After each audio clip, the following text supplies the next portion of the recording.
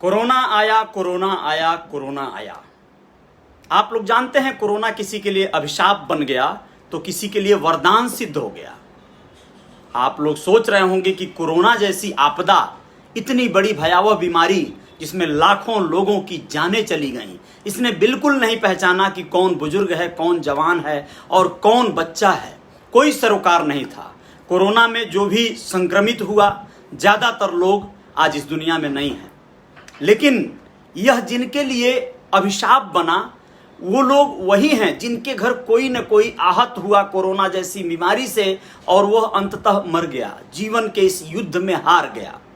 वह लोग इस कोरोना को किस तरह बिताए, इस पूरे लॉकडाउन में आपदा की तरह, यानी समझिए कि किसी के घर कोई बीमार पड़ा, वो उसको लेके हॉस्पिटल भागने, उसका इलाज करवाने के लिए रुपए पैसे जुटाने या सरकारी अस्पतालों के चक्कर काटने, सरकारी अस्पतालों के बाहर अपने अपनों के लिए जिंदगी की दुआ मांगने, इन सब क्रम में उनका पूरा लॉकडाउन बीता है।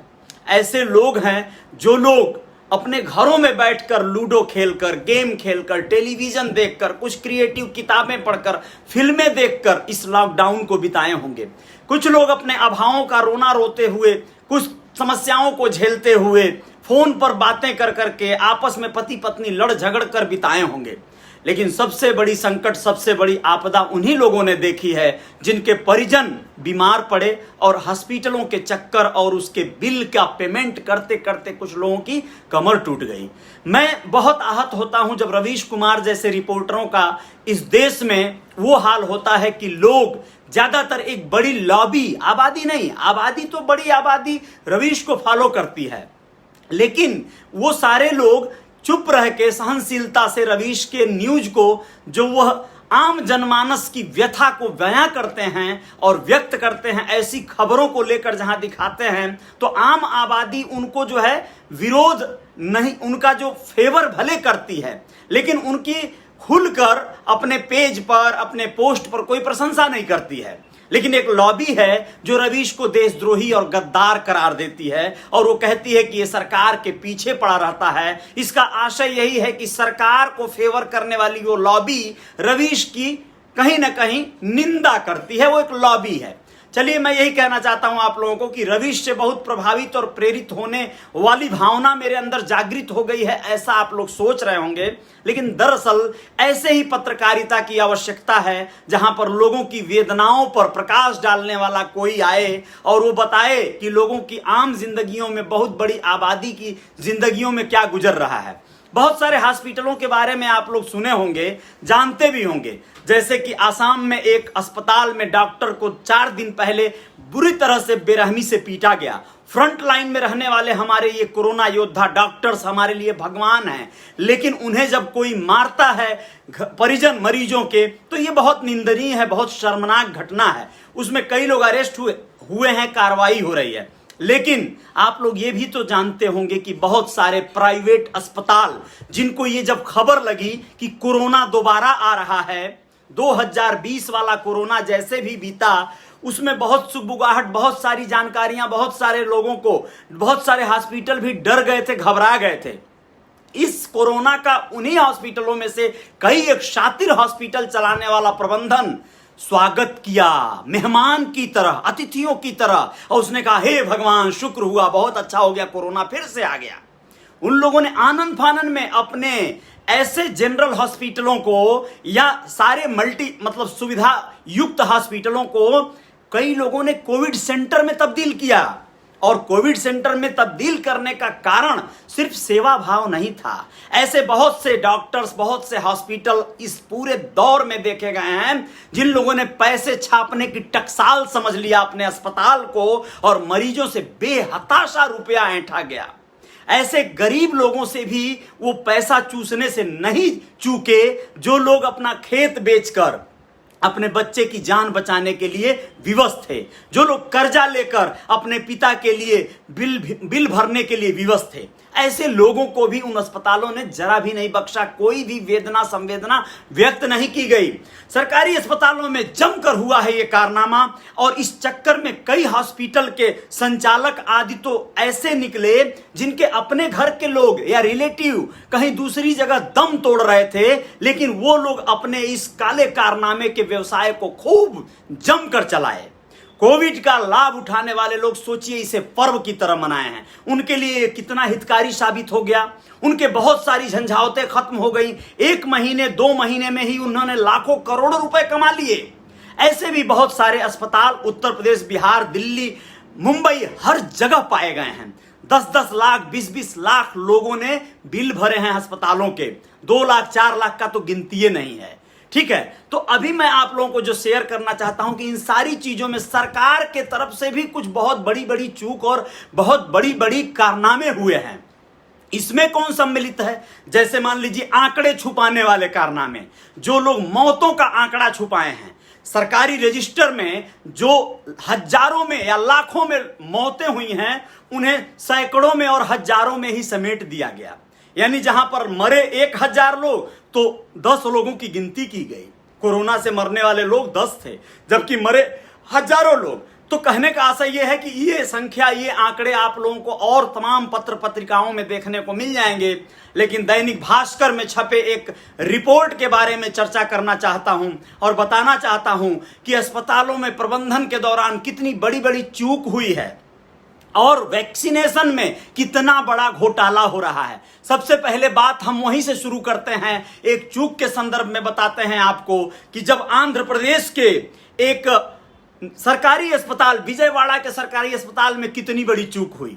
70 साल की एक महिला मुथियाला गिरजम्मा को उनके पति ने 12 मई को भर्ती करवाया उस अस्पताल में, जिनका नाम था, उनके पति का नाम था मुथियाला डडैया।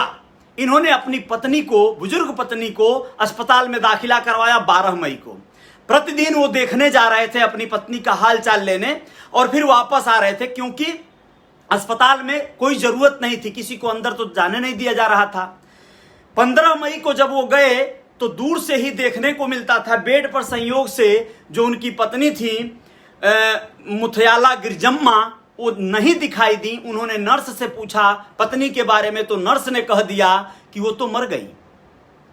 अब ऐसा सुनकर दुखी पति बिलखने लगे, रोने लगे। कुछ देर बाद उनको पैकेट में सील बंद करके एक बॉडी सौंप दी गई और वह बॉडी लेकर अपने घर चले गए।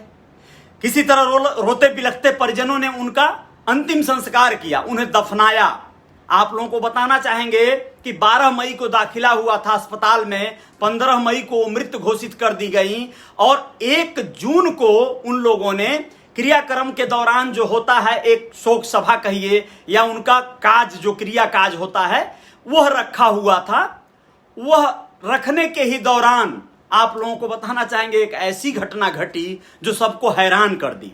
जी हां, जो महिला 18 दिन पहले मृत घोषित कर दी गई थी, वही महिला मुथियाला गिरजम्मा 1 जून को अपने घर लौट आई, जीवित और स्वस्थ। ऐसा कैसे हो गया? सोच कर देखिए कितनी बड़ी बात है ये। वैसे तो परिवार के लोग बहुत खुश हो गए, बहुत ज्यादा आघा गए खुशियों से कि उनकी पत्नी या उनकी मां या उनके परिजन जो भी लोग थे, सभी लोग कि वो अभी जीवित हैं। लेकिन ये चूक प्रबंधन से कैसे हो गया, इतना बड़ा चूक? और जरा सोचिए कि जिसकी बॉडी लेकर वह लोग आए और बिना उसको, उसका चेहरा देखे, कोविड फैलने के डर से उन लोगों ने उसका चेहरा देखना, गांव वाले लोगों ने भी उचित नहीं समझा और उसे दफना दिया। लेकिन वो किसकी पत्नी रही होगी या वो किसकी औरत रही होगी जिसको इन लोगों ने इन्हें सौंप दिया? अच्छा, इन्हें सौंप दिया तो उसे क्या सौंपा होगा जिसकी वो पत्नी रही होगी? क्या उसे किसी और का शव? यानी ऐसे अस्त व्यस्त पूरी व्यवस्था डगमगा गई। सोचिए कितना बड़ा एक चूक होने से कितने पत्ते स्लाइड कर गए होंगे। बहुत बड़ी बात है ये। लेकिन इसके साथ साथ आप लोगों को बताएंगे वैक्सीनेशन के संदर्भ में गुजरात में मुख्यमंत्री रहे प्रधानमंत्री जी पहले जिस गुजरात से, उस गुजरात में क्या कारनामे हुए हैं वैक्सीनेशन में। गुजरात के उपलेटा में रहने वाले हरदास करंगिया की मौत 2018 में हो चुकी है। उनके भतीजे अरविंद करंगिया के मोबाइल पर 3 मई को एक मैसेज आता है और उसमें लिखा रहता है कि आपके चाचा को वैक्सीनेशन दे दी गई है, पहला डोज फाइनली 3 मई को 2021 को पहली खुराक लग चुकी है, ऐसा मैसेज आता है। अब वो अवाक हो जाता है, सोचिए ये क्या है, जो व्यक्ति 2018 में मर चुका है उसको वैक्सीनेशन देने का दावा किया गया है व्यवस्था और प्रबंधन की ओर से। सरकारी आंकड़ों में ये हालात चल रहे हैं। इतना ही नहीं, दाहोद के लिमड़ी में जहां 72 साल की महिला मधुबेन 2 मार्च 2021 को पहली उनकी जो है कि पहले ही उनकी मौत हो गई है और वह जो है उनको खुराक दे देने का दावा किया गया। एक व्यक्ति जो 10 साल पहले 2011 में मर चुके हैं, 93 साल के बुजुर्ग थे, उनके बच्चों के मोबाइल पे ऐसा ही मैसेज आया कि भैया आपके पिताजी को जो है 1 महीना पहले खुराक दे दी गई है वैक्सीनेशन की। इसका आशय क्या होता है? वैक्सीनेशन में घोटाले हो रहे हैं क्या? मरे हुए लोगों के नाम पर भी वैक्सीन को आवंटित करके उसे कालाबाजारी किया जा रहा है? कुछ तो जरूर है, इस पर जांच होनी चाहिए। लेकिन गुजरात सरकार है, गुजरात के ही रहने वाले प्रधानमंत्री हैं और अमित शाह जी हैं, ऐसे महाधुरंधर लोगों के प्रदेश में इतने बड़े घोटाले या इतनी बड़ी चूक कैसे हो रही है, ये बात सोचने वाली है। खैर, बात आई इस तरह की तो भारतीय जनता पार्टी के तमाम जो है महकमे की मीटिंग हो रही है।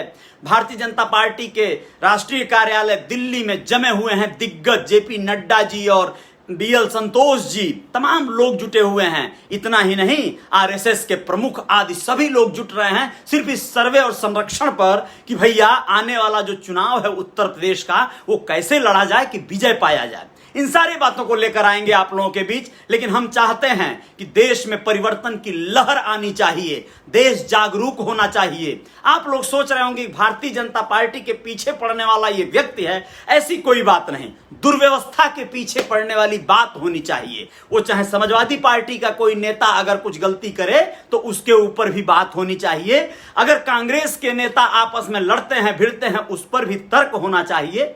ये होती है पत्रकारिता, ये रियल रिपोर्टर न्यूज है। यहां पर आप लोग चाहें जो समझ लें, लेकिन बातें रियल में होंगी। जय जयकार जारी रहेगी। आप लोग सोचते रहिएगा, विचारते रहिएगा और जश्न मनाते रहिएगा। कोरोना फिर से दस्तक न दे, इसकी दुआ करते रहिएगा। जय हिंद, जय भारत।